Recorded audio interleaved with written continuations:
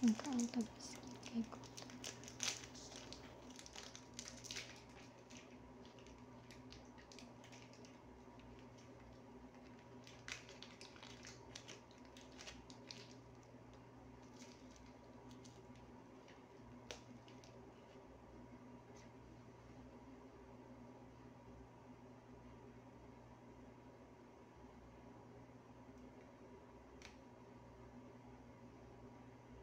Nihapdo sa kong tiyan ng mga untag biskuit, friendship, magmaintina sa taan ng biskuit.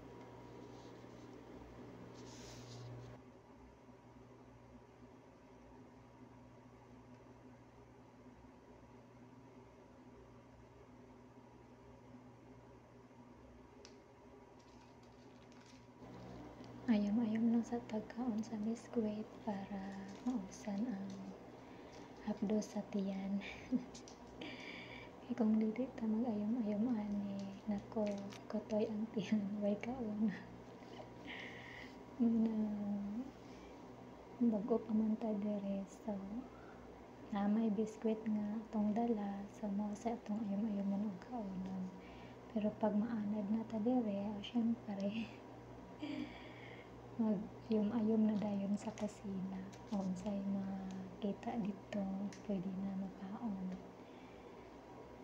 Okay raman po, wala man po'y bawal sa ilaha. Pero syempre bago pa ko, so mataha sa ako, kuha dito, bisan mag-iignan ka, maulo pa ko. Pero uma 1 month naman ko, medyo arang-arang na po, medyo ako na ning bagaon akong naong. Ayom-ayom ko sa kusina, ug say makaon dito na may loaf bread, di pwede na og naapoy kubos, diba? Dili ni mo kutoy akong tiyan kay may maayom-ayom man dito sa kusina.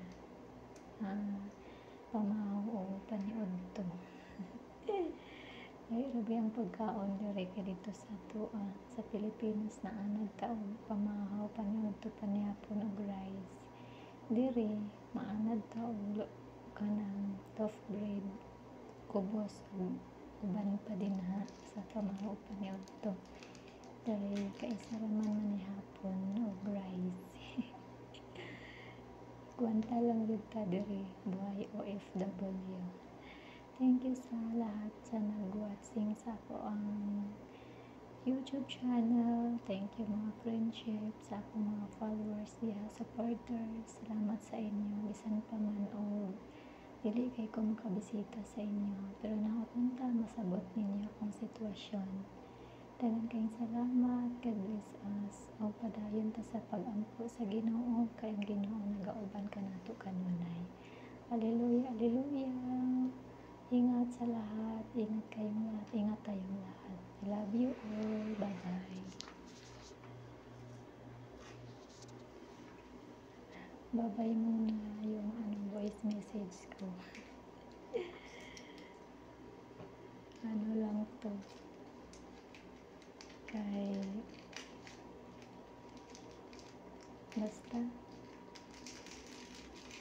amping tayong lahat. I mean, ingat pala.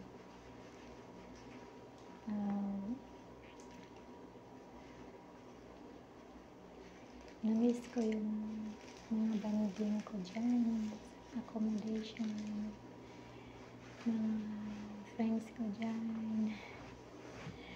Na-miss ko ang lahat, yung bandingan nato, di na, inautunta na napay panahon po tapos yung kontrata nato, magkita ay gihapon ta ug magbanding ulit.